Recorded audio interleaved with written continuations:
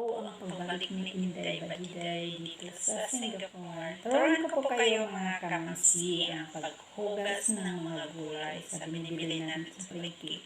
Lalo na pag hindi mo alam na sariwa o hindi.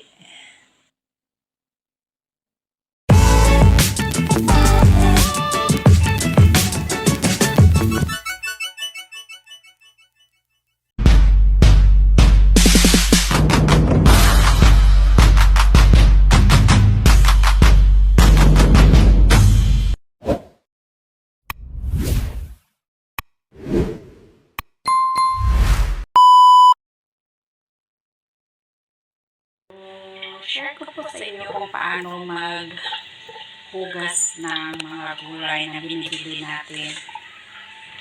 Ako po ay nilalagyan ko siya suka. Ang tawag ng ginagamit ko ay rice vinegar. Ito. Kasi minsan pag nabili yung natin mga gulay, akala mo naman sariwa siya, pero mayroon silang ilagay na pakintab. Yan.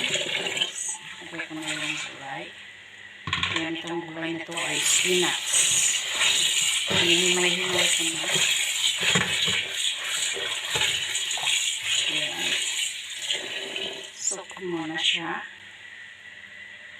And then usok ko siya ng mga 3 seconds lang. And then, kasi pag matagalan, maraming mga suka akong nilagay. I-rinse ko siya.